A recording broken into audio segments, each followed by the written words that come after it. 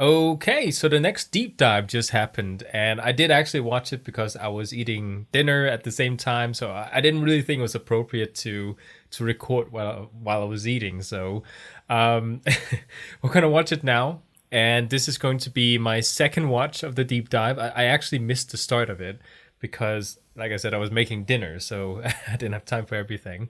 But we're gonna go ahead and watch this, and the second time around, usually, you miss something the first time, so we're probably going to see something the second time.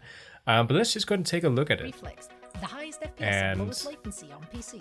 get into it. Secret lab. By the way, from what I saw the first time, it's even better. I'm trying to tell myself I'm not getting hyped just because of hype. Good afternoon, BlizzCon. Look at this objectively. So good to be back. Whether you are here in the arena with me right in front of me, whether you're watching from elsewhere in the halls, whether you're joining us from the comfort of your home, thank you for taking the time to join me for this deeper, closer look at what's coming next in the war within. I do really think, like, I love objectively, you too. everything is just incredible, what is being said. I love you, BlizzCon. So Morgan and Maria gave you kind of a sneak peek at some of what's coming. Today I want to spend a bit more time giving you more information on the core features of War Within, as well as a few things that didn't get mentioned at all yesterday. So, beginning, Ooh, audience says. little teaser there.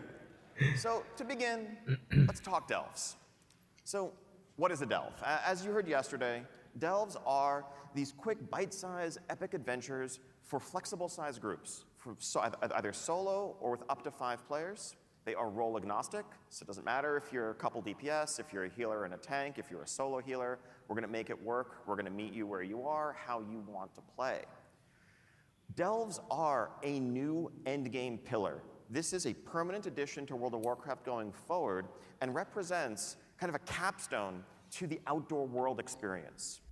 I just want to say, like, having these delves being part of the game as like a core pillar, together with raids and dungeons and PvP, it's gonna change how people play the game. Like, people, they keep complaining about the game becoming more solo friendly, and oh no, the social part of the game is going away. But the reality is, the game is just more and more solo friendly, and there's a lot more people who love solo gameplay like me who joins the game and want more solo features. And this is going to be a huge thing for us, the people that actually want this. The people that just do Mythic Plus and raiding, and that's the only thing they do in the game, all the PvE social aspects of the game, might be against this because it makes the game even more solo friendly, meaning less social in their eyes, which I think is not true. This is really a really good addition to the game. The game is not going to get less social with a feature like this. People, they log into WoW and they still hang around each other and they still talk. Just because you don't go into a dungeon together doesn't mean it's not a social game. People still go around each other. I use WoW as a way of myself being social. I don't go out and have a lot of friends that I visit and talk to because I don't need to. I have this game. I like to socialize online, and this is a way for me to do that.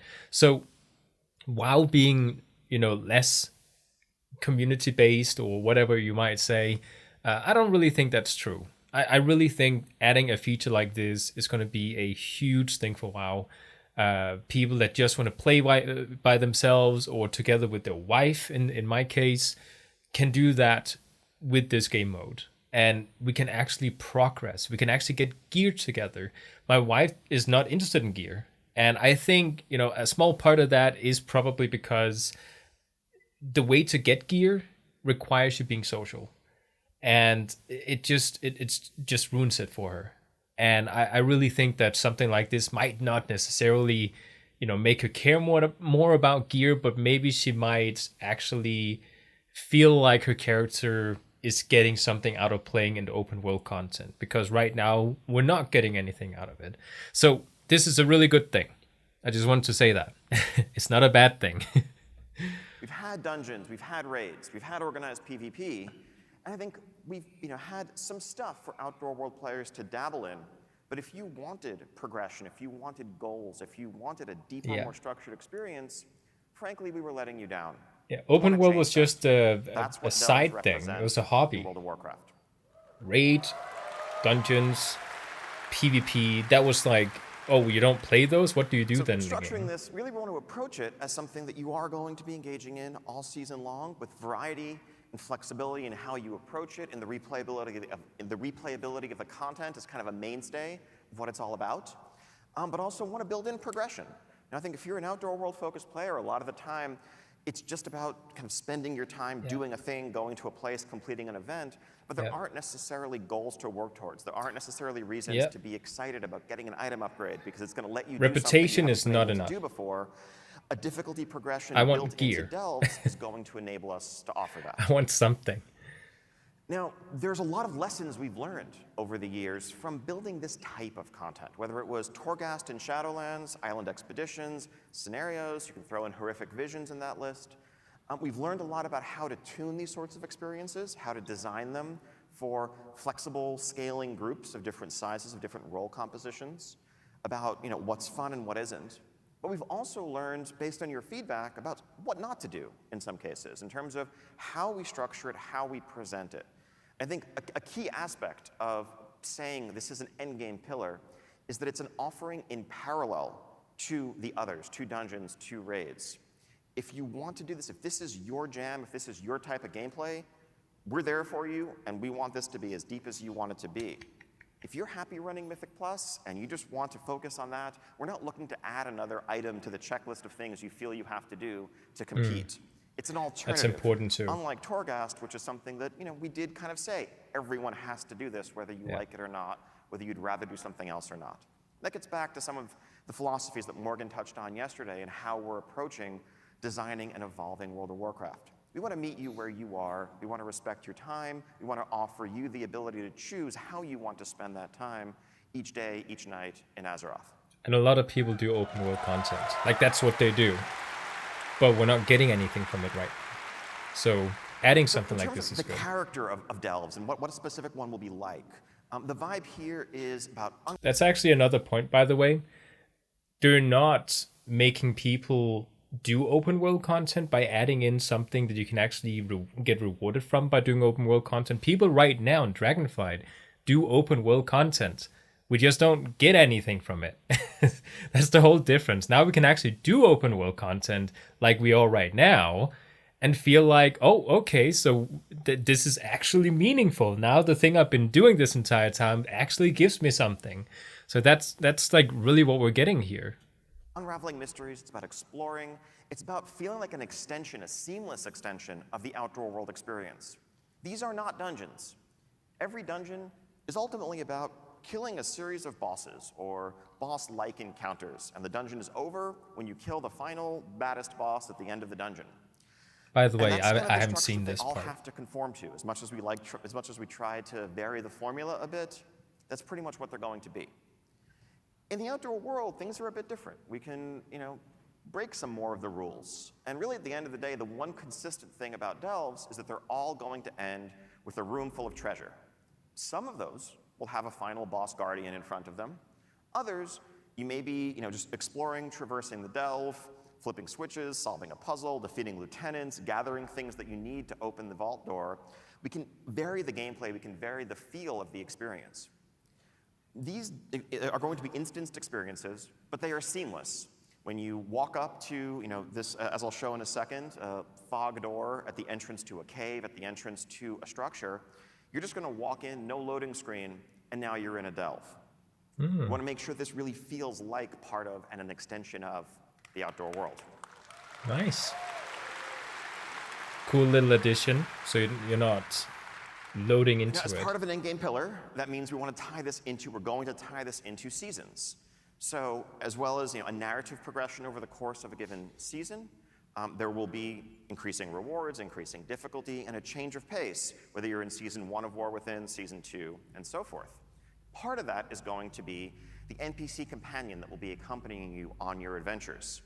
The Season 1 companion, as we mentioned yesterday, is our good friend, Brand Bronzebeard. Now, I think this is what where does I this caught mean? up. What does a companion mean in practice? Well, it's a few things. One, it's definitely a narrative hook. It gives us a chance to help give context for your adventures, kind of narrate what you're going through. But also, it's a chance to kind of play with the mechanics and complement your playstyle.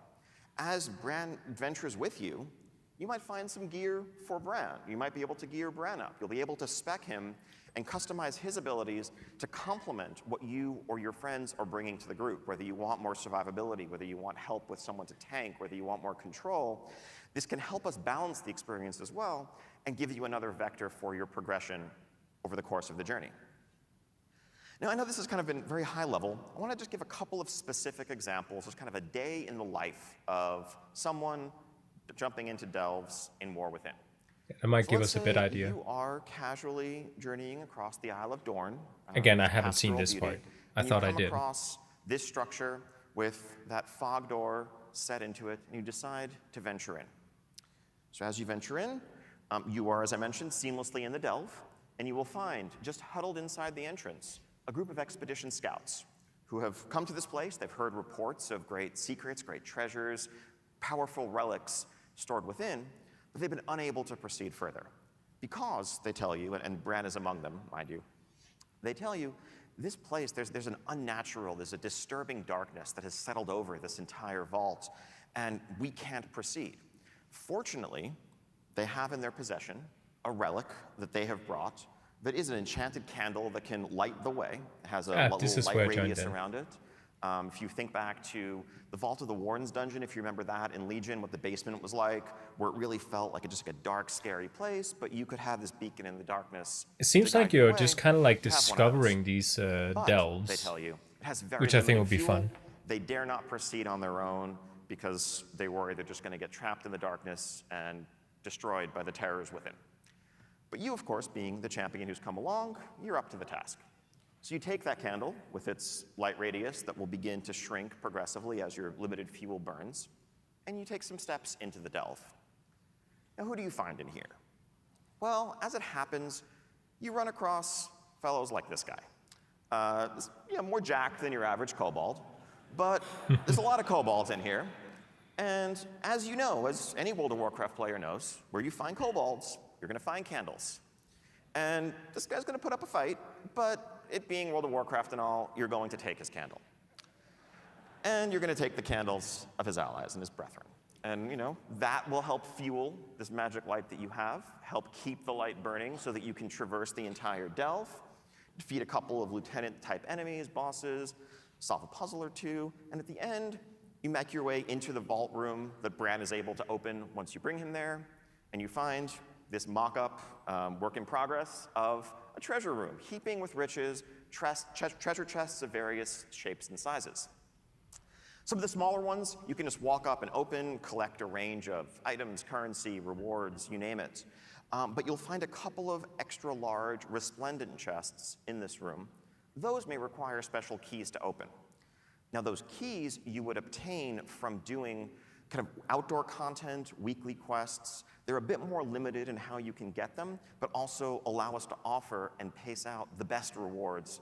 They're on par with some other endgame content to make sure it's not, infinitely grindable or anything like that, but it's an extension of your outdoor world loop if this is your playstyle.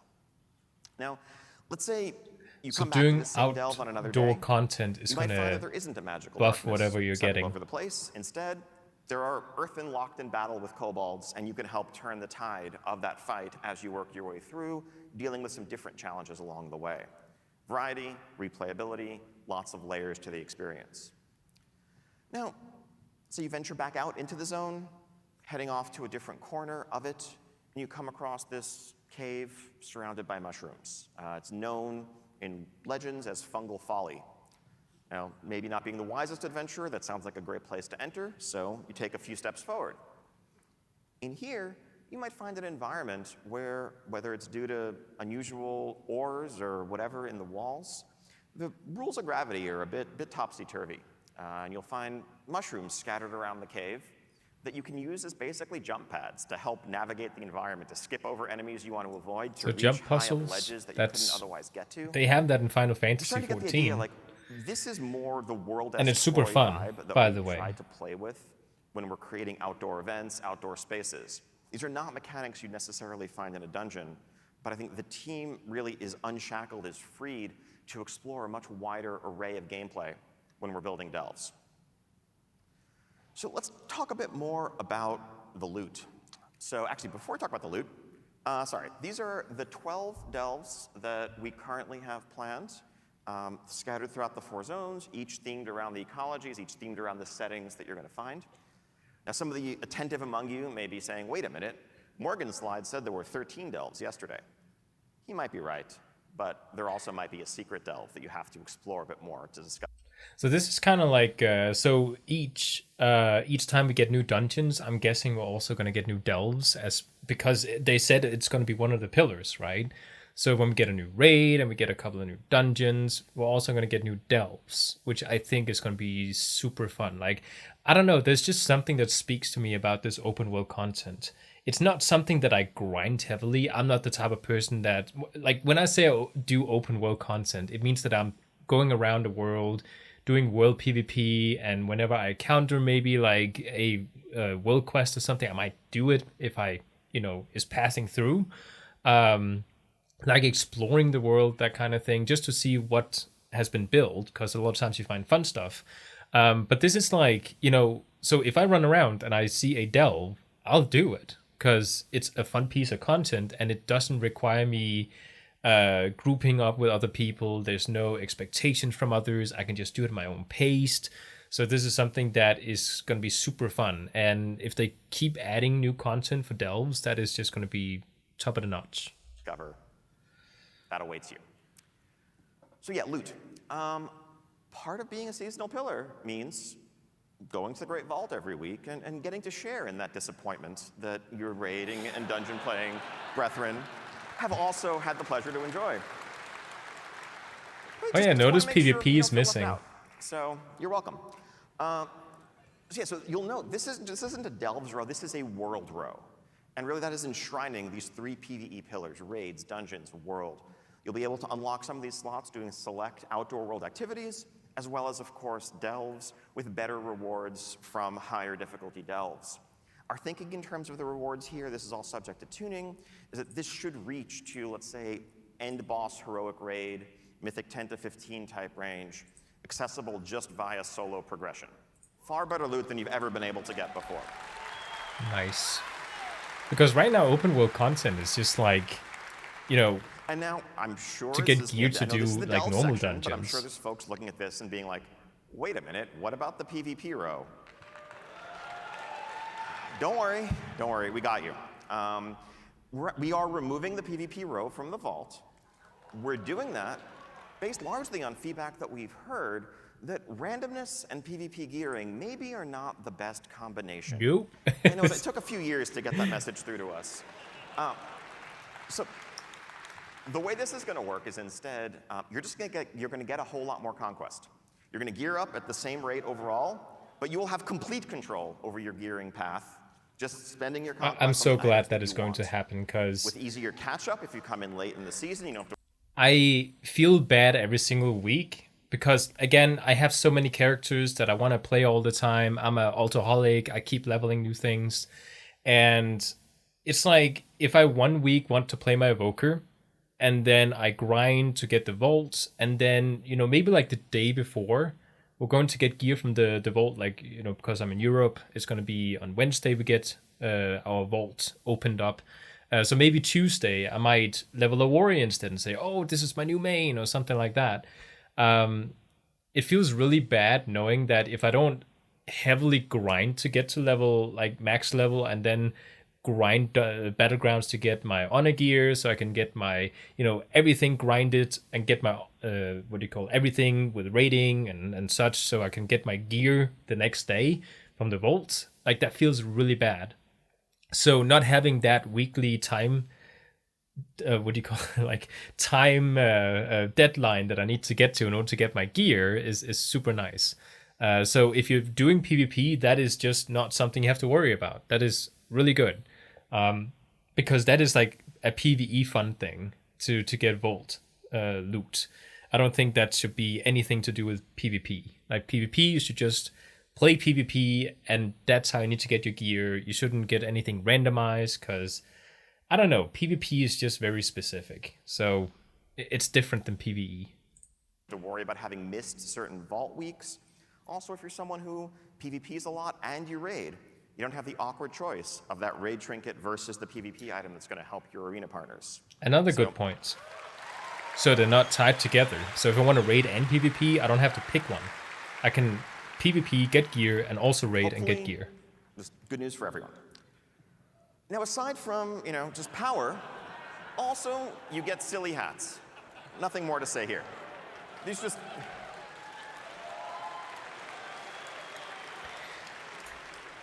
These are just a few... And again, this is something, WoW, I love the fact that we're doing a bit more of a serious expansion. But of course, there needs to be some fun in between. Like, that's just, wow. Few examples some of silliness. the array of cosmetic rewards that will be exclusive to Delves, reflecting the... I love varied those hats in the technologies and middle. environments They look you're gonna really be facing. awesome. So, silly hats, World of Warcraft. Less silly, just as, let's say, Mythic Plus players have amounts that they can earn over the course of a given season. Oh, and that's Mythic This Plus? customizable flying mount will be exclusively available through thorough completion of the Delve experience. You'll note the customizability of it. This will be customizable the same way you can customize your current dragon riding drakes at the rostrum. Just modularly.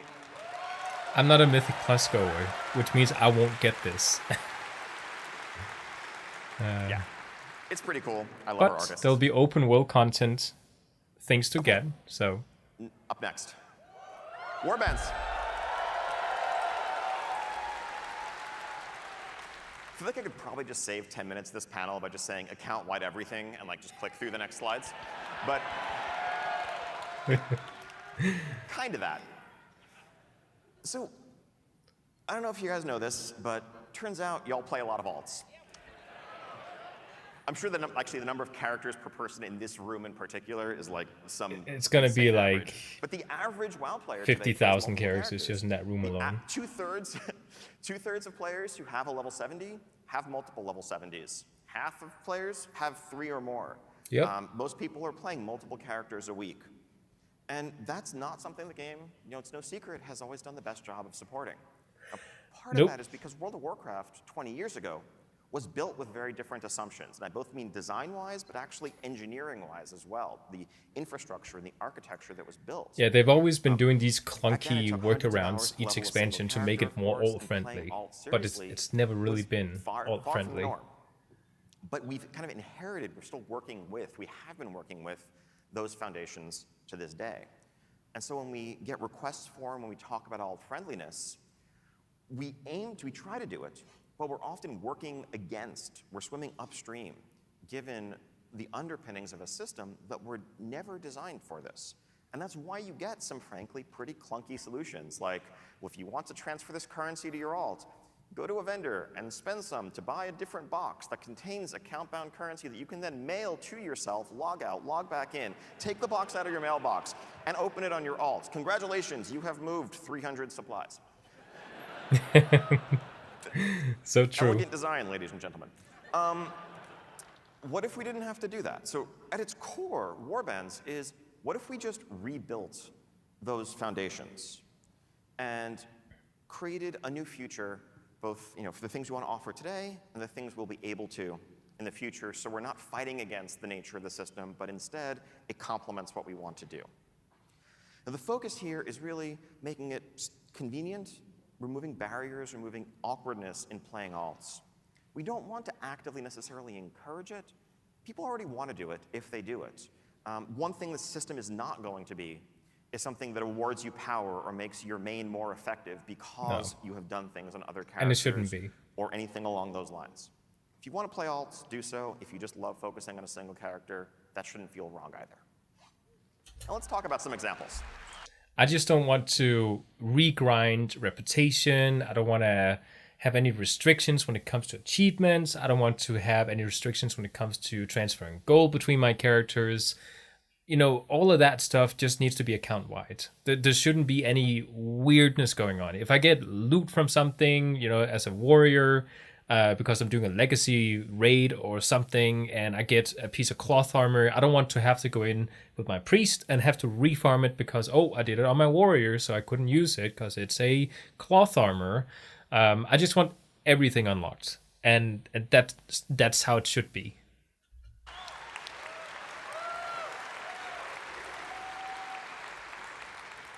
Okay, so I'm going to run through these pretty quickly. They're mostly fairly straightforward. Something it's a bank. French it's up an here. account-wide bank. Thankfully, Account-wide bank. hopefully, you should never again have to mail something to yourself. Oh, that is going to be You so also good might for so many notice, items. This is giant, lots of storage, extra tabs that can be purchased on the right-hand side, so multiple tabs of these. You can organize them as you want. The very observant, the eagle-eyed, will notice a little checkbox mentioning reagents. If you deposit reagents here, you can craft from the account-wide storage on any of your characters.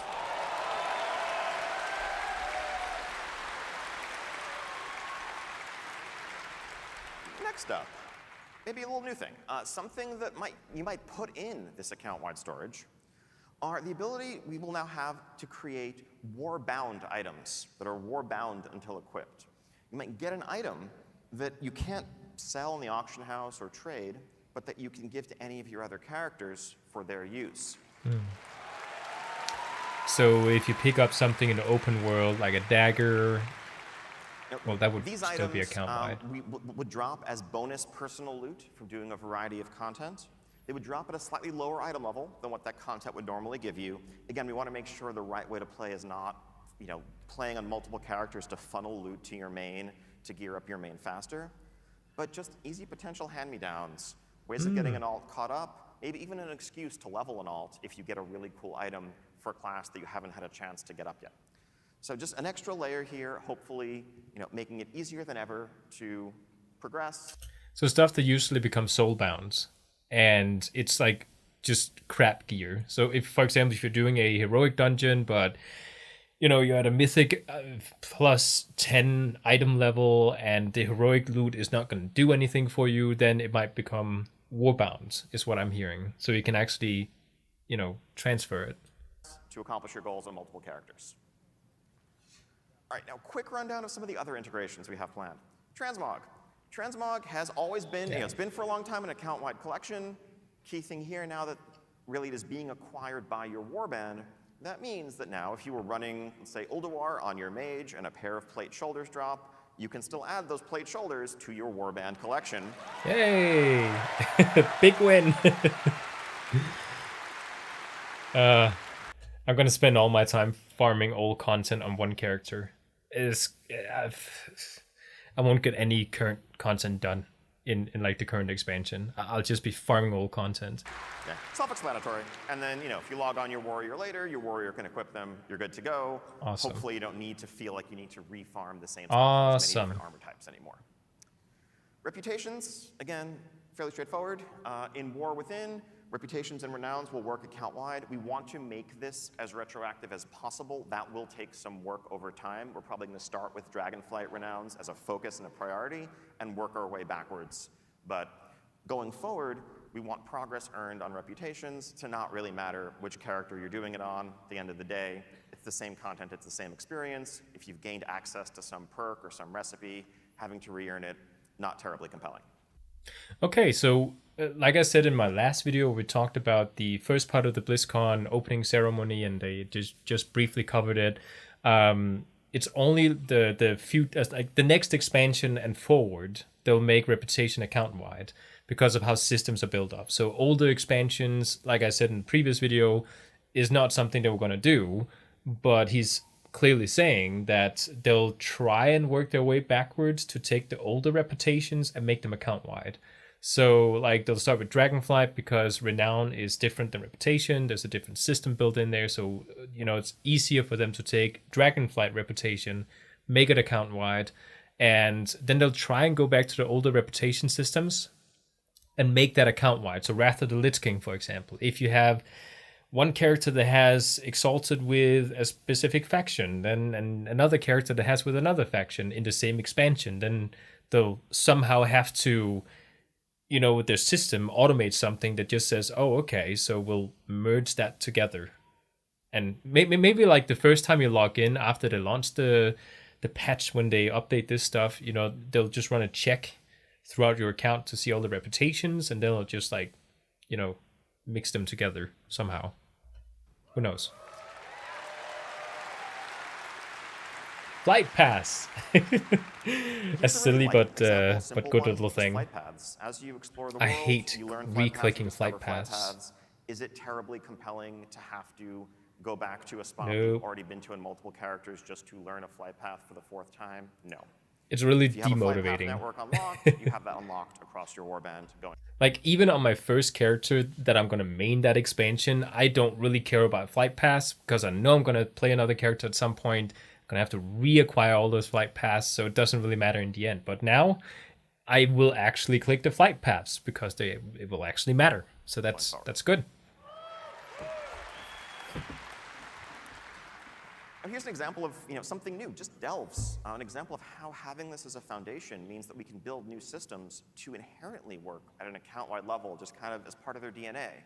As you're advancing Bran as a companion, as you are empowering him, as you're customizing him, again, logging on to a different character and going back to having a weaker Bran that doesn't offer the tools that you've grown accustomed to, that's more frustrating than fun to re-earn those things. Let's make that progression inherent. Torghast again. Again. It's Torghast all over again. I half Danish spoke there for a second.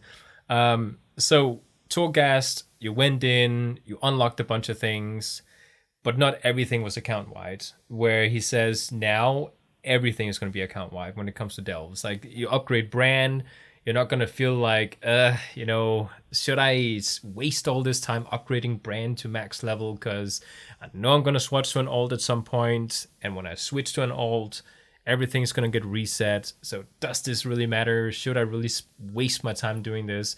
But now he says it's going to be account-wide. So I will actually feel like I'm progressing, no matter which character I'm playing on. So that's good. Inherently warband level, inherently account-wide. This expansion here is targeting me specifically. And achievements. Like me as a We've player. had account-wide achievements for a long time. No secret, they have the little blue bar over them, indicating that they function at an account-wide level. What Warbands allows us to do is kind of invert that paradigm and change the vast majority of our achievements to be account-wide, to have that actually be the new default. So if you do part of this PvP or crafting or other achievement on one character, part of it on another, your warband can earn the achievement. Once your warband earns it, you've earned it. Again, you, the player, Awesome. are doing the thing. So basically, they had to actively create a new system that, you have WoW with all these different characters that has stuff unlocked in it. Then you have another character that has some other things unlocked in it. And they had to build this top layer system that now, instead of like adding all those things that the characters are unlocking onto the characters, it's going to get redirected up to the top layer system, which is the warbands that ties all the characters together. So that's pretty cool. I really, really love the warbands system. Oh yeah, and then this. Can I just say something about this? Because, well, again, I can. This is my video, so I can do that. So this right here is the login screen for the next expansion, and they're changing it. And as you can see, they're making camps, or at least we can make camps. So we take our 4 favorite characters and they are sitting around the campfire. So basically we can customize our login screen to match these different characters that we want to show. I'm just going to say something.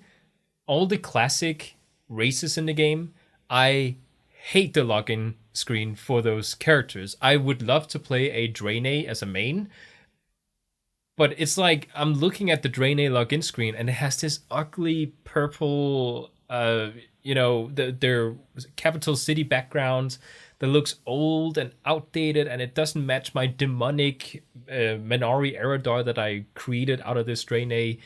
I don't know. It demotivates me to play a character, and it might seem silly because it is a silly thing. The login screen shouldn't have any sort of effects. But when I log into my account, I want to see my character in all its awesomeness. And, having a background that's actually updated, that isn't this ugly thing that we're seeing right now is just so much better. So this right here might seem like a small, really unimportant change to a lot of people.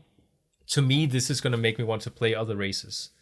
Another example, dwarves. Whenever I have to play a dwarf in the game, I would much rather play a regular dwarf instead of the Dark Iron dwarves. But I pick Dark Iron dwarves because they have a better login screen. It seems silly, but that's what I do. So adding the characters on the login screen like this and just saying, you know what, just add a background, have them sit around the campfire, and you can pick which characters are going to sit there, is awesome. I said it. Audience clearly to kind of is signal agreeing the with me. shift up front. There's no like mechanical functionality here, but just in terms of presentation, what you'll see when you log into World of Warcraft with multiple characters is a selection of your favorite characters huddled around a campfire or another setting. You'll still have your full list accessible, but we want to make it clear that like you, the player, have this cast of characters that if you want to dress them all up in consistent transmogs, go wild. One thing you might note here, if you're very eagle-eyed, also by the way, if you're very eagle-eyed, don't read too much into things like the evoker wearing leather. It's internal mock-ups. We're not changing anything crazy there. And he's sorry. level 13, which But you will doesn't note make that sense. the evoker's level 13. That's going to be a thing that's possible Yeah. because they'll start at level 10. But because Dragonflight's going to be the new leveling expansion, by the way, going forward. One thing you might notice is there isn't really much here about realm selection. By the way, Warbands Dragonflight being the new leveling experience is a huge plus for the World of Warcraft, because Dragonflight is the first expansion where they've actually started changing their philosophy on how the game should be played.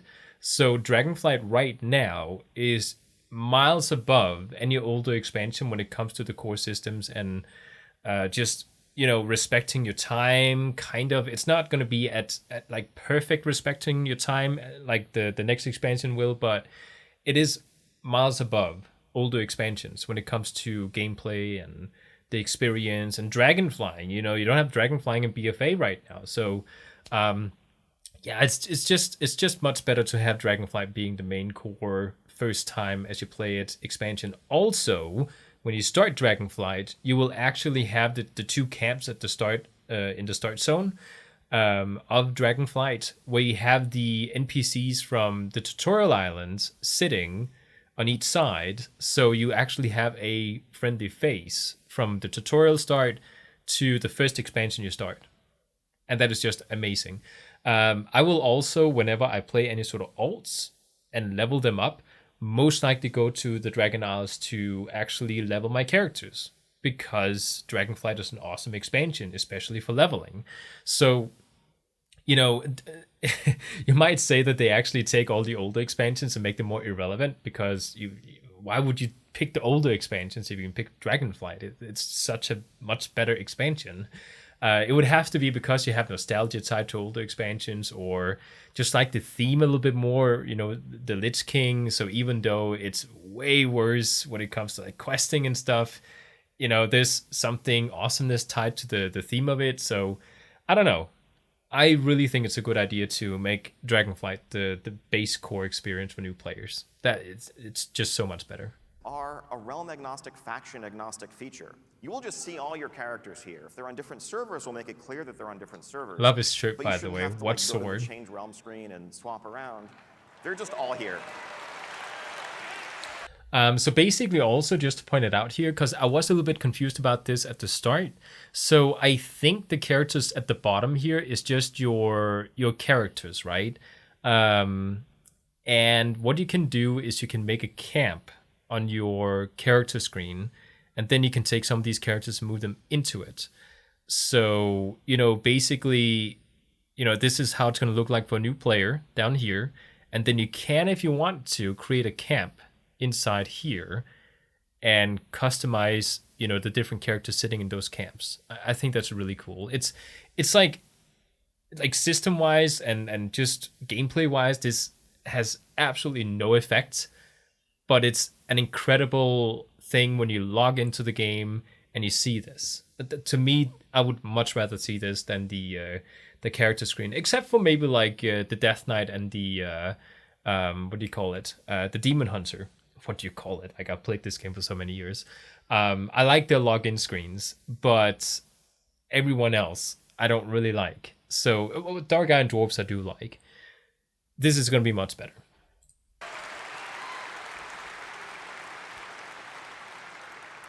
Okay. Hero talents. So, at their core, this is a chance for us, as we continue to evolve and advance our class system, to explore some deeper class fantasies, to look at iconic archetypes like the Farseer or the Dark Ranger or the Mountain King, or others often inspired by major heroes in the Warcraft universe, other times by fantasies that we've heard are really resonant with players. This is what I was guessing it was going to be. Like, basically, you can actually become the hero characters that you play together with that are NPCs in the game. So if you want to play as an actual Dark Ranger, you can do that. If you want to be Magni Bronzebeard, because he has kind of like, even though he has two, weapons in his hand, he's still kind of like tanky or something. Like there's something going on there that is just super awesome. The continued expansion of our classes in that space.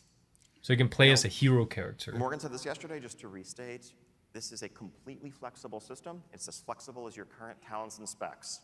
Nothing like covenants or anything like that. Anytime you could change your talents today, you can change your hero spec, you can swap around your hero talents.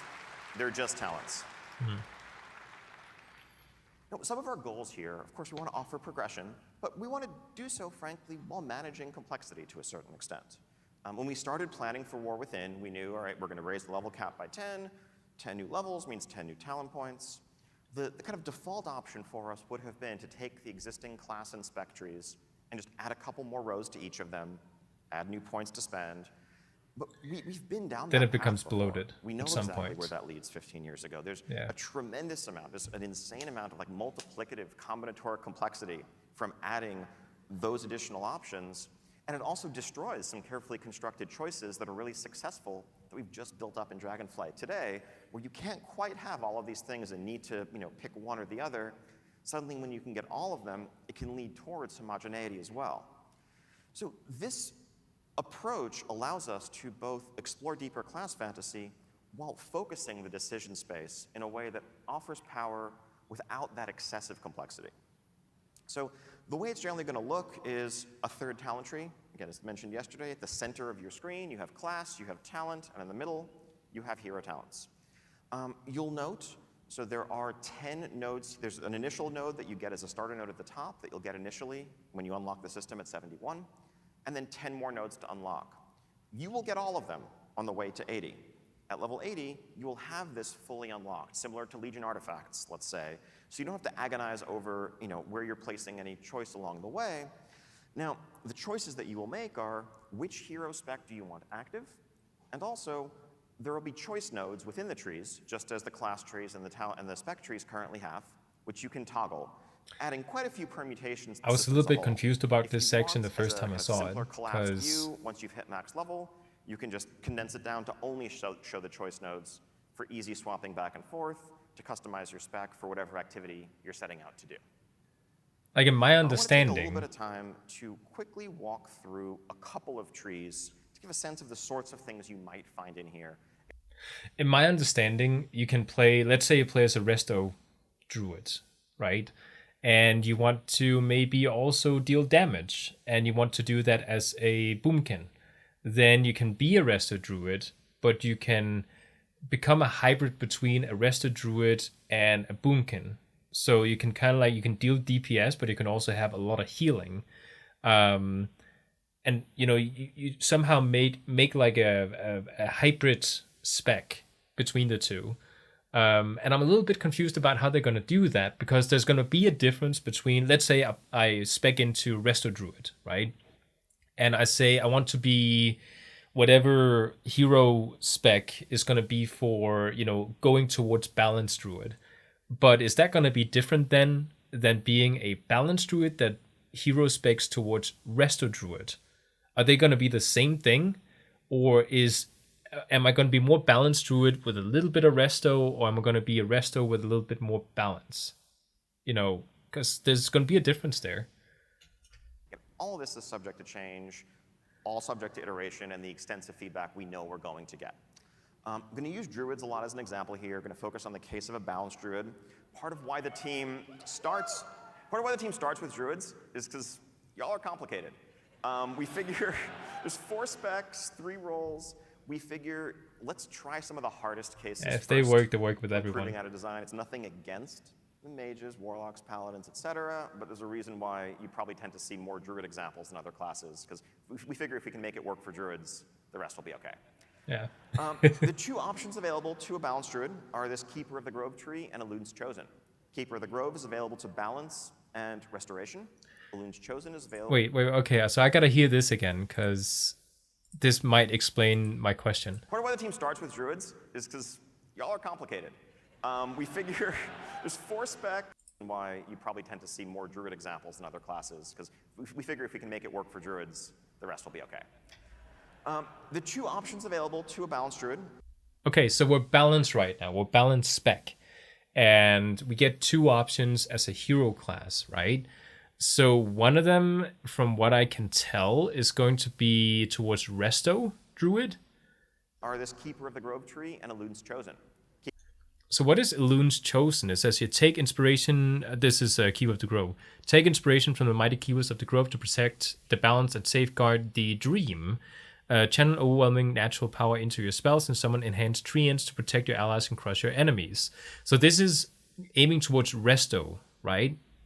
This is more of a balanced druid towards Resto affinity, where if you go to Elun's Chosen, dedicate yourself to the Moon Goddess, increasing your control over the moon and stars, infuse your abilities with astral might, and call down potent lunar magic from the sky. This is what confuses me, because I'm right now Boomkin specs. So the chart they showed us in the last presentation is that the hero specs is a hybrid between 2 specs. So it might be between Arms Warrior and Protection Warrior, and then you have somewhere in between where you fuse those 2 together to create a fusion. But this is like balance. So it's a balance that can fuse towards balance, right? I mean, there is Ironfur here, so maybe this is towards a tank spec? Keeper of the Grove is available to balance and restoration. Elun's Chosen is available Okay, so balance and restoration. Elun's Chosen is to balance and guardian. Okay, so it is guardian. Okay. So you cannot. I have a snake next to me and he just fell. Yeah, I literally have a snake in a terrarium here. He's smelling chicken because we had chicken for dinner. So okay, but there's 4 specs, right? So can you not become a Boomkin and spec towards Feral? Or is it just because they're giving us an example here, like an early preview, and they haven't made a Feral Boomkin hybrid yet? Is my question. But basically what I'm seeing here, okay, so if you're a Boomkin and you spec towards Resto, right, then you'll have these extra abilities. But if you're Resto and you go towards Boomkin, it's not that you will be still Resto, but you're going to have a little bit of a buff to your Boomkin abilities, is what I see. So it is the second thing I said earlier, like it's not going to be like if you become Keeper of the Grove as your hero thing, it's not going to be the same thing like if you're a Boomkin and you go towards Keeper of the Grove, or if you're a Resto going towards the Boomkin hero abilities, then you're not going to be the same thing. It's going to be with more focus on Boomkin, but with a little bit of Resto abilities. Yeah. The former focuses on calling the forest to your aid, on summon treants, and augmenting their abilities and what using that cooldown means for your gameplay. Elun's Chosen focuses on augmenting your lunar abilities, many of the arcane damage, moon-themed abilities for both specs. So let's look at the Keeper of the Grove tree first. The first node that you're going to get as you just opt in is just kind of a baseline improvement to your through. They will show us all the different hero specs a little bit later. Emphasizes thematically what this tree is about. Okay, so I know some people might care about this. Of course, the stream is available if people want to watch it, but he's basically just going over what some of these abilities do. Like, it's buffs and, basically you summon treants, and then you can buff the treants to increase healing or passives or something, as long as they're actually summons. So he's just going over like how these small abilities here might change things. So this is going to buff your, some of your abilities passively as a like Lunar Beam and Full Moon and stuff like that. So let's go to this part that is really interesting to me, at least. Augmented. Yeah, so here you can see some of these examples of what they might do. You can pause the video up for a while. This is super fun. Hero spec lists. So down here you have Druid of the Claw. So that is feral. So you can, I'm guessing, if you're balanced, choose to go towards Keeper of the Grove, Elu's Chosen, and Druid of the Claw. Right? Wildstalker, I'm gonna guess, is Boomkin. I think. Or is Druid of the Claw, is that tank spec? I'm a little bit confused because he kept saying Elu's Chosen is the tank spec, but that seems like balance. Like if I had to like put a spec on these, I would say Keeper of the Grove is Resto, Elu's Chosen is balance, Wildstalker might be feral, and Druid of the Claw is maybe like Guardian. I think that's how it works too. Like Druid of the Claw in the game is the bear form, right? I might be wrong there. Might be feral. But let's take a look at Death Knight, Rider of the Apocalypse. What is that? So Sen Lane, is that the Bloodbenders? The vampire race? Deathbringer. So we have 3 specs, right? So if you go from one to the other, which, one DPS to another DPS, so Frost to Unholy, that's 1. So you can meet in between. You can go from Unholy to Tank, that's 2. And then you can go from Tank to Frost, that's 3. Does that make sense? Is that all of them? Yeah, that is all the combos. Yeah, it is. Okay, so it is 3. Right? 3 different combinations. 1, 2, 3. Yeah, okay, yeah, I think that is a little bit of math going on here.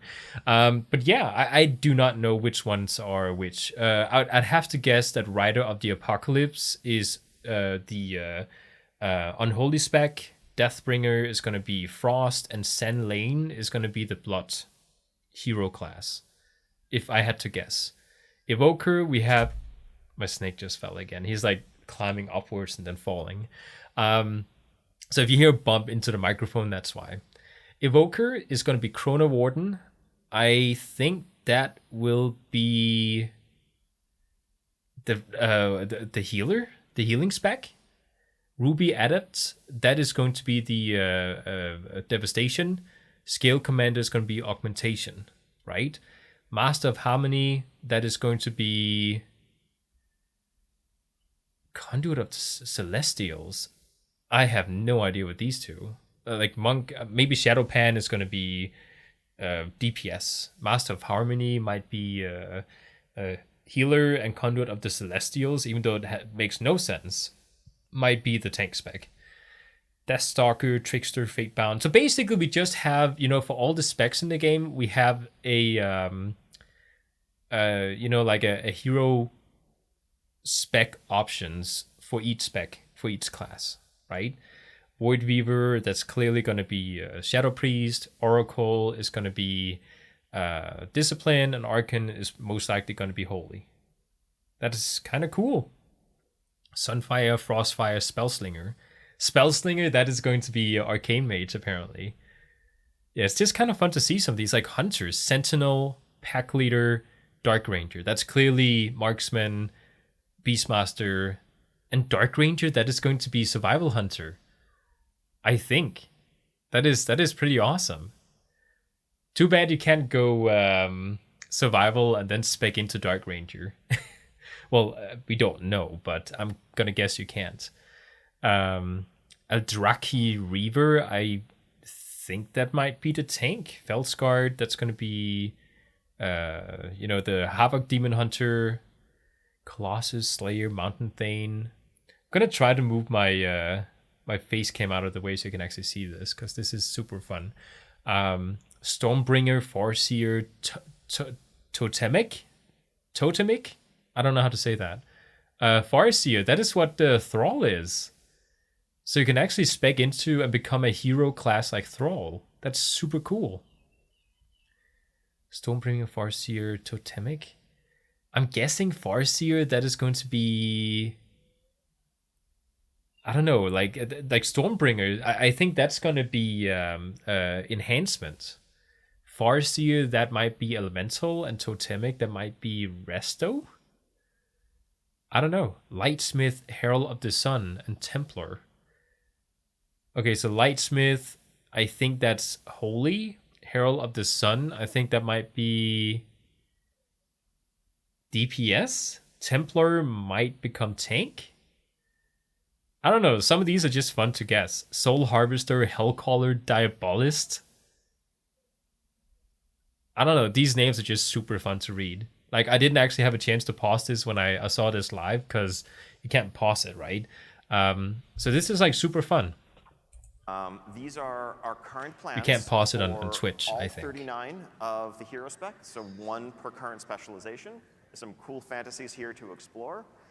Definitely really curious to hear community feedback on all of these, which are exciting, which are most resonant, which sound, frankly, maybe a bit lame.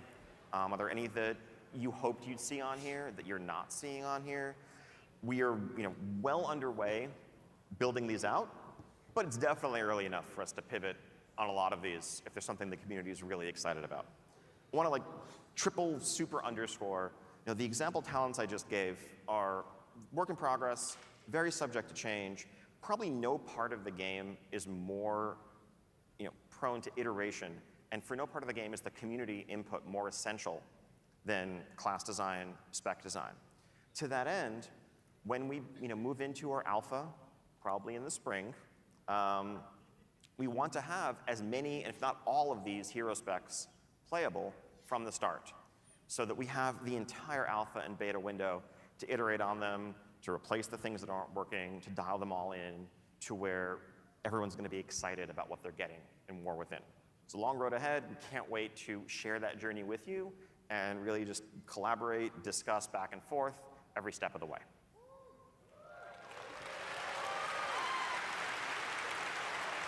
Okay. All right. Now some other stuff. Some you've heard about, some you haven't. First off, Aladrace, you get to be an Earthen. Awesome blinged out dwarves, or maybe not so blinged out if you want to customize them differently. These are going to be earned just by playing through the War Within campaign fully. There's no rep to grind here, nothing else beyond that. That's a good change. You are meeting the Earthen as, honestly, now that they made reputation account-wide, I wouldn't mind grinding out the rep. The issue with grinding rep in the past, especially like something like Mechagon, is that you keep playing alts and you don't progress with the rep grinds. So unlocking, like the Mechanomes or something like that, the Void Elves, the fact that you had to grind rep to unlock those was painstakingly long, since you had to you played half your time on one character, a third your time on another one, and a third on the second one, or a third one, and you would have unlocked one of those allied races long time ago if it wasn't because it wasn't account wide. But because you have to do everything on one character, you have to just force yourself to play that one character until you unlock something. So I wouldn't really mind grinding rep as long as it's account wide, but I'm glad that we don't have to still. First contact, in essence, you're going to learn about the nature of their problems, the nature of their culture. You're going to work with them to overcome those problems. Again, I know I keep stopping the video, but this is the philosophy change of Blizzard. It's like in the past 3 expansions, they put up all these systems to force players to log in, and they forced them to put game time into the game against their will. Like, you had to grind 10 different things every single week, otherwise you would fall behind. grinding rep and stuff like that, on different, like you had to stick to one character, and I don't know, there's just so many things there that seemed like Blizzard was trying to force you into playing their game and not playing at your own pace, which again, not having to unlock these with reputation grinds plays into to the respecting the player's time philosophy they're going into, because that is respecting your time. You don't have to do reputation grinds. So even though I'm saying I don't mind grinding rep, people who play more are just going to get these unlocked much faster, because there's going to be a certain number of world quests available that gives reputation, and if people don't play every single day, they're going to be way more time about unlocking these races. So just doing the campaign, that is good towards respecting players' time. So that is, again, a philosophy move that is just showing how the developers at Blizzard are taking players' time serious, which is good. Trust. At the end of that journey, it will make sense. It will be a natural next step for them to lend you their aid and join you as either Horde or Alliance. So yes, Horde Dwarves.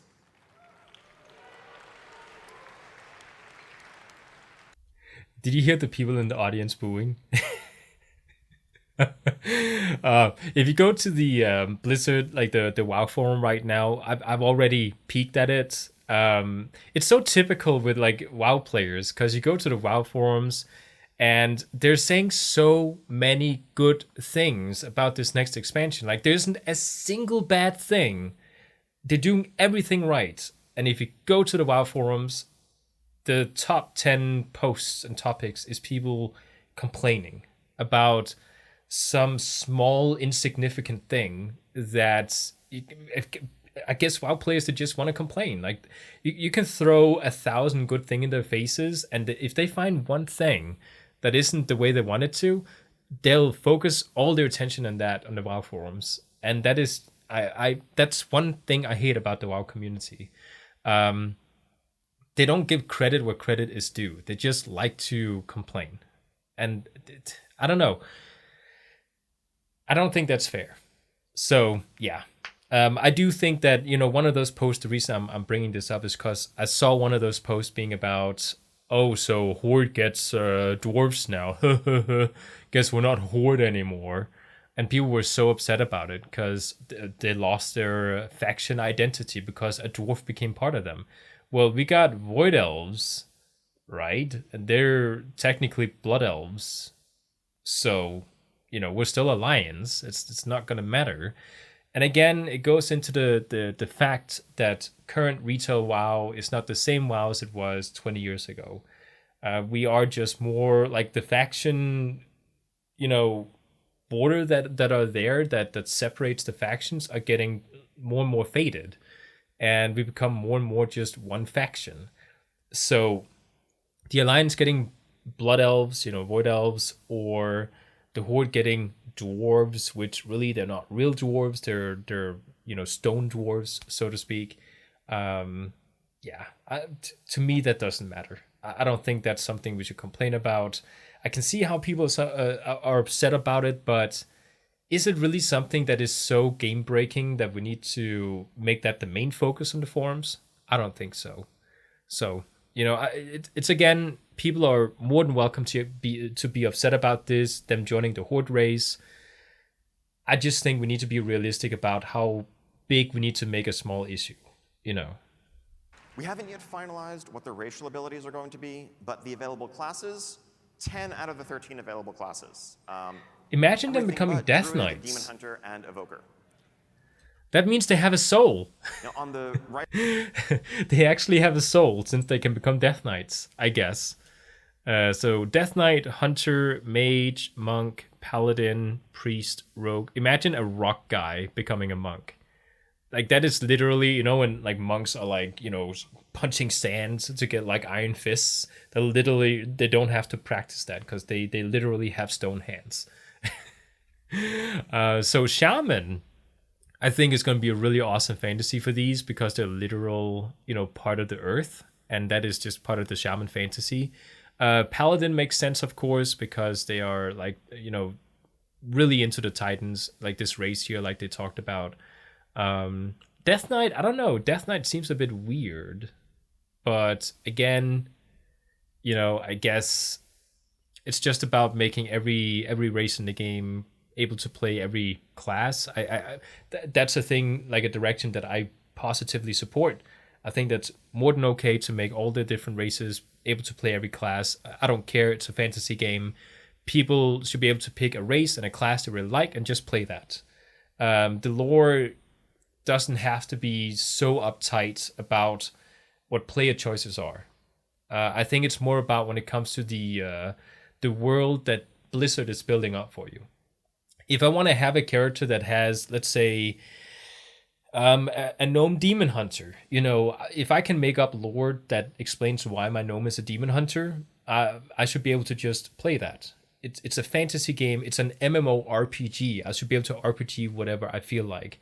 But again, as long as Blizzard is staying within the borders of what should be lore friendly, they shouldn't, limit player choice when it comes to this sort of thing.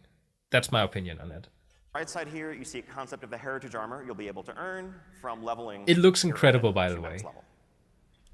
Like, one of my favorite things about the Dorgan dwarves is the heritage armor. I think the Earthen allied race have incredible armor.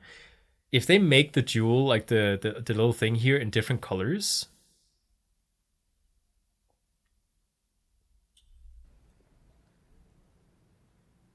Right, dynamic flight. By the way, the long pause there, no one clapped. Everyone was just dead silent. Like, Ian was waiting for someone to clap. Like, let's watch that again. Win their trust. At the right side here, you see a concept of the heritage armor you'll be able to earn from leveling your Earthen to max level. Dynamic flight. That is so awkward. Like, no one is clapping. I don't know why. Is it because people are disappointed, or are they just like eager to hear more, so they're just like dead silent? Like, why aren't people clapping? Okay. Oh, now they're clapping. Okay. I don't know. That's just so funny. So it was got some soda. Obvious very early on in Dragonflight, probably before Dragonflight even released in beta, that we could never go back to how it used to be. No. Honestly, we hope that would be the outcome. We hope the feedback would be, this is so awesome. We just want this to be how flying works forever. Yeah, it is awesome. It should stay like that forever.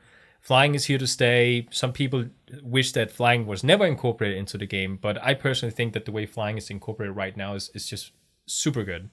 Especially world PvP. Dragon flying is incredible. And I don't know a lot of people if they know this, but you can actually, if you play world PvP, target someone like an enemy player, and while they're flying, if you have a targeted root spell, you can actually root people midair while they're flying on their mounts, and then they fall down and die from fall damage, as long as the root is still maintained while they hit the ground. So like a druid that has mass entanglement, or survival hunter with the tracker's net, you can actually root people midair, and a lot of players don't know this, so they just like fall down and they laugh because ha, that's not going to do anything, and then boop, they die. It is so much fun, and it's such a fun mechanic. Blizzard should not remove that at all, because it's so much fun. But we immediately began, making plans for what that would mean, because it's the only way to go. And so, dragon riding is going to become the default, no longer just dragons, but dynamic flight now in War Within and beyond. We want to make sure. Oh, weird. I meant to have two mounts here, but I only see Ashes on the right. But anyway. Key point being, that's so we want funny. to expand this to the broader array of because mounts it's that you have invisible. Available. I think the only downside of dragon riding, as it exists today, is that you don't have much reason to use so many of the mounts that are your favorites visually, aesthetically, that you've earned and done so much to collect. You want to make sure that as much of your collection is viable as possible. So not every single flying mount is going to be able to support dynamic flight. There's some animation logistics to work with there, but as many as we can. It's a 3-digit number. We want a very wide array of mounts being able to just fly the way you've always enjoyed with your dragons. Another good change. Again, it's like one good thing after Just to another. clarify, like this is the future of flying. So everywhere that you can fly today, you will be able to dynamically fly or dragon ride. In fact, not just in the War Within, a little sneak peek, I think in our upcoming 10.2.5 update, you'll be able to drag and ride in Eastern Kingdoms, Kalimdor, Northrend, Outland, you name it. So there's going to be a 10.2.5, right? Is that part of the schedule planner they had created? Because people are talking about whether or not there'll be a 10.3. So did he confirm a 10.3, or could it potentially just end on a 10.2.5? Who knows? We also understand there are some folks, for accessibility reasons, personal preference reasons, maybe you just like being able to AFK in midair, that dragon riding isn't your favorite. We don't want to take anything away. We want to let all these mounts that can currently do the old school flying mode toggle between dragon riding or let's call it TBC flying. Up to you, whatever you prefer. I think I'll rarely ever use TBC flying. And again, to be clear, dynamic flight will be available from the very start when you go to Castlegar on the Isle of Dorne, just as it was it in should. Dragonflight. They're embracing flying. It's just part of Old WoW. school There's no TBC need flying, to Pathfinder style, disable will not it. be available right away, but it will be unlocked shortly after reaching max level with no reputation grind requirements. Just play through the campaign, explore the continents, then you can fly that way as well. The existing dragon riding glyph system in the Dragon Isles, we want to pivot that to a bit more of something that's evergreen. Some of those unlocked traits may change to only work within the Dragon Isles.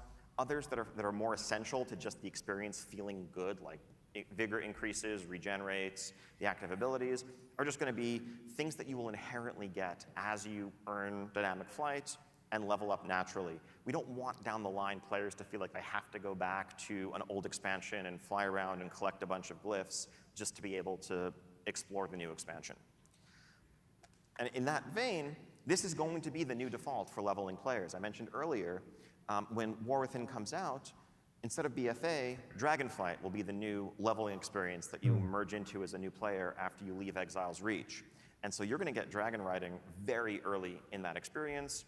As you just level up, gain player levels, you will improve your flight ability and get all the vigor perks and everything else that everyone has come to expect. And that's just going to be how the game works as a baseline. This is what flight is now. Yeah.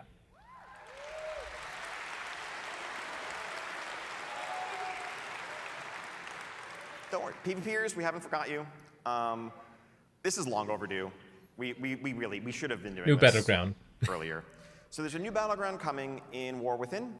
Internally Okay, so this is the new Battleground. It's early concept. When we make Battleground maps, we don't This is really taking a very long modify time them really rough, to which is react to why I this. don't have any good images to show just yet, because it really is all about the layout.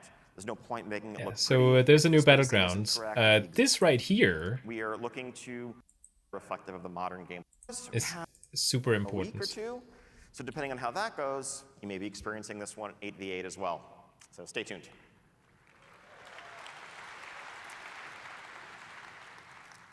Otherwise, we have a few ongoing interface updates that we're continuing to work on. In Dragonflight, we overhauled the HUD, the action bars, the unit frames, the baseline UI experience. We made it clear at the time that that was just the beginning. This is something we want to continue chipping away at, updating different pieces of the UI to be more streamlined, better reflective of the modern gameplay experience. So just a couple of examples here. So the spellbook, we are looking to modernize, update, actually make use of more than like a 1024 by 768 monitor resolution. Because that was a joke, so I had to let him finish. When I look at this, I don't know. For some reason, when I look at this, it seems a little... I don't know.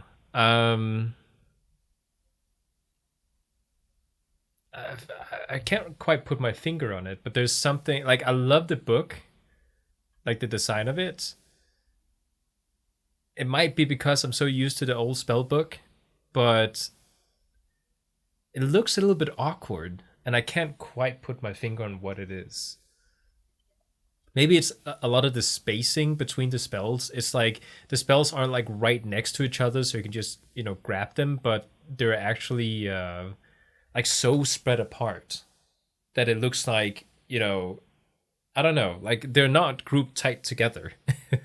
I think that's what makes it a little bit awkward to me. Ideally, you're not going to have to, flip through multiple pages to find some ability that's not on your action bars. I mean, I prefer not Also, having we're to combining flip through this with multiple our talent pages. screen. If you look at the tabs at the bottom, you have spec, talents, and spells all in one place. So it's kind of a one-stop shop for all the things that your character has available, rather than having two separate windows that you need to move between.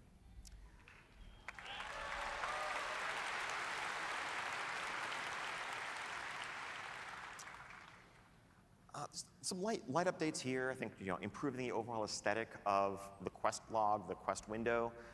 If this is harder to show off just in a single screenshot, but we are adding a bunch of filters to allow you to hide and show different objectives, to see more quests available at once, to filter your log for the things you care about most. We also have a full pass in progress on our quest iconography to make it easier to differentiate between daily and weekly quests and remove our reliance on just shades of color as much as we do, which really it is a color blindness issue for This is a much better way to do things, because tracking and untracking, it's such an awkward way to toggle quests on the side here.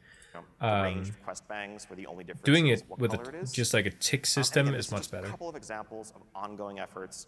This is a project that will never be done. We're just going to continue improving and updating different aspects of the UI as we go.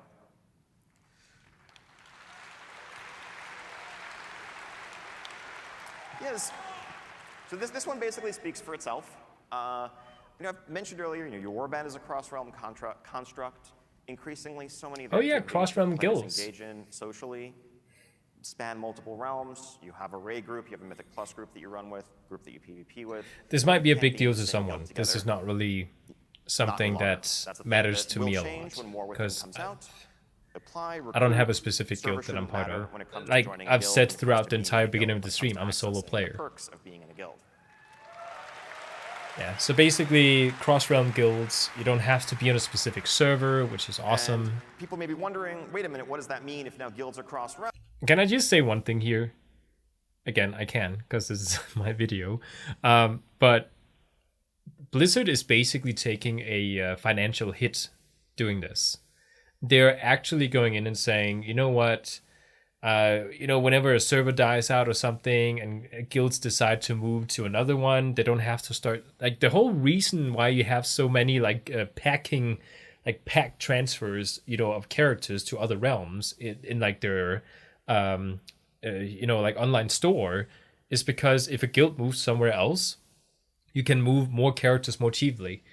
Now they are basically making that not something that is necessary. So if your guild decides to move to another realm, you don't have to do that with like your characters. You can just, it doesn't matter. You can still play with your guilds even if they go to another server. It doesn't matter anymore. So Blizzard is actually taking a financial hit on this, and I don't understand why. I mean, it is more accessible to players, but this isn't the Blizzard we know. So I can't there has to be some sort of like thought in the background that might financially do something good for them down the road on doing this. Like, why are they doing it? I'm suspicious, they can't make such a good choice that actually hurts them financially. Realm, what about Mythic raiding? If your guild is cross-realm and your guild wants to raid Mythic, you should be able to do that day one. So no more realm restrictions there. The Hall of Fame will still exist, just kind of as a memorial of accomplishment, but it's not going to be tied to unlocking anything anymore. That's just there day one.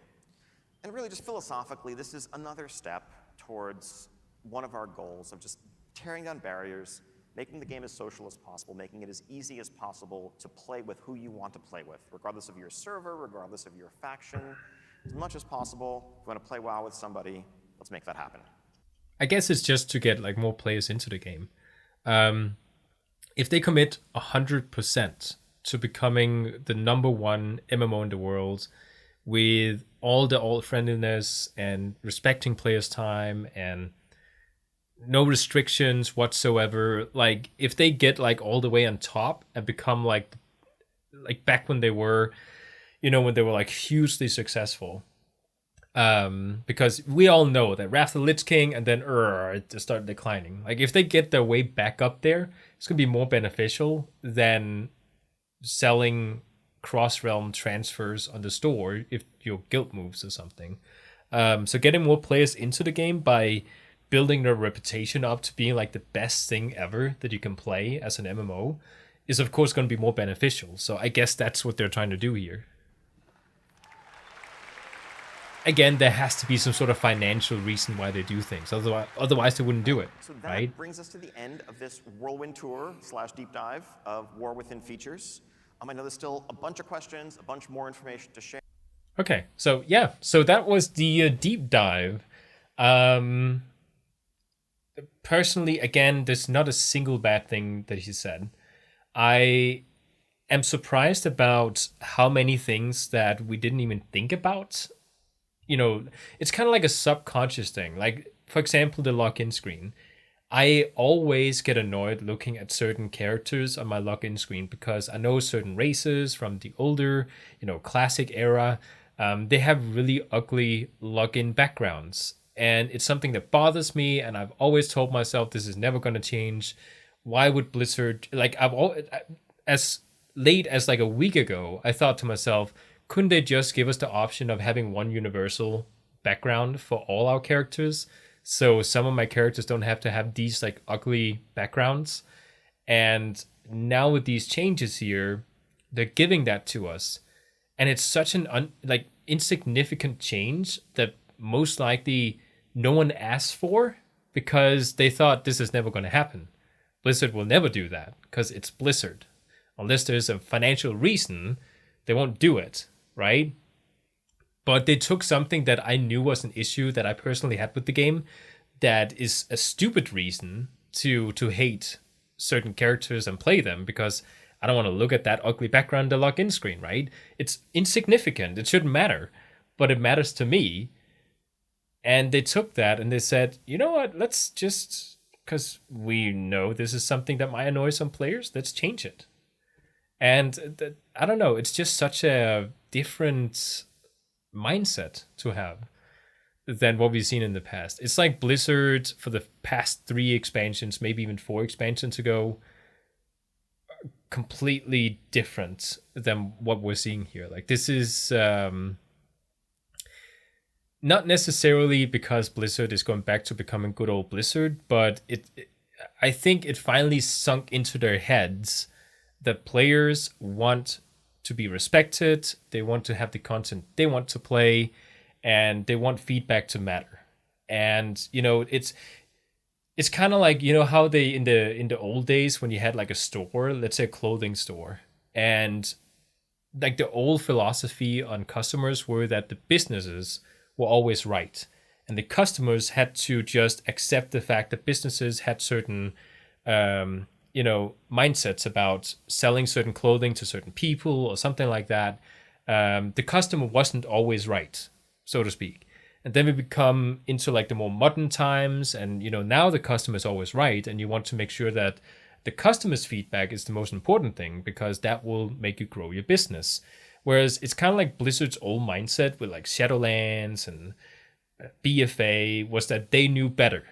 The players didn't know better. They knew better because all their research said this and this and this. So therefore, if they had to get like the maximum financial gain from this game, they had to force the player to log in every single week by adding all these mandatory things that the players had to do because, they're hooked on our game. So now we exploit it, And it's just so good to see them basically saying, you know what, let's just make the players happy.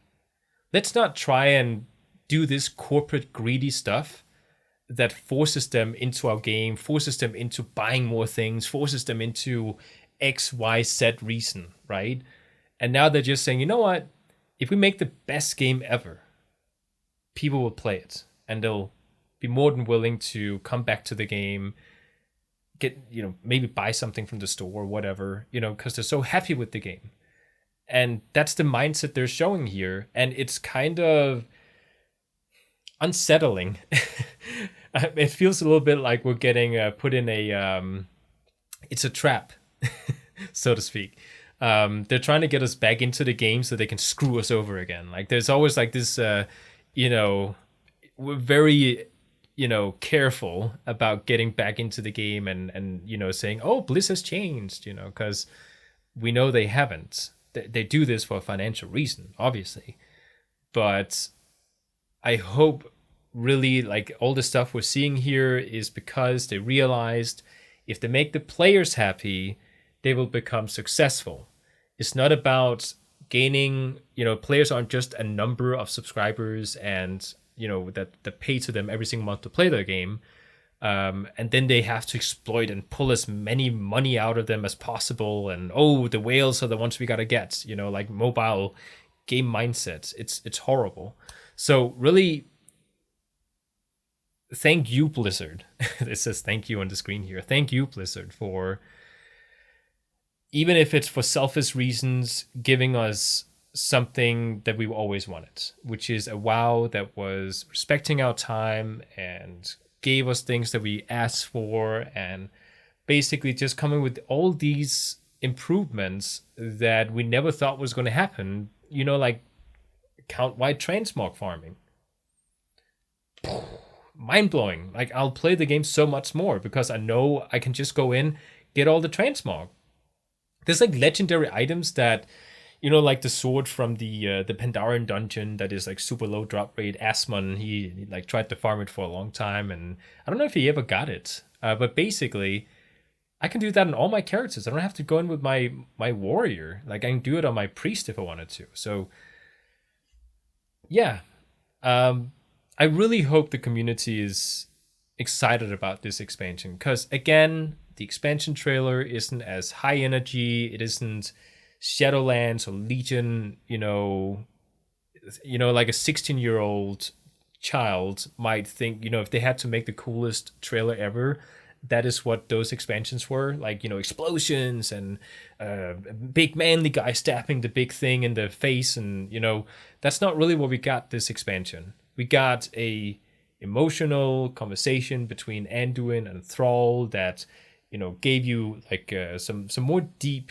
dialogue with some chills at the end when they look at the sword. And there's definitely a clear difference between that cinematic and older cinematics where they tried to get people to pre-order as much as possible. Basically, old cinematics tried to get people to pre-order, and then when you pre-ordered and played the game, you felt like you got slapped in the butt over and over again because the actual gameplay of the expansion wasn't good. You had to grind Azerite and Azerite gear and whatever, you know, A, B, C, D. But hey, the trailer was awesome, so we pre-ordered, right? It's like they're doing the opposite here. They're saying, you know what, here's a trailer, and the trailer shouldn't be the reason why you buy the game. The systems, the mechanics, the story is why you should buy the game. That is what they're doing here. They're giving us and selling us the game the right way. And that's just such a big difference. So, yeah, I'm super excited for this. I can't wait for this to come out. It's going to change how I play the game vastly. So, yeah, thank you so much, Blizzard. Thanks for watching the video, and I'll see you guys later. This is so dumb. I do that every video.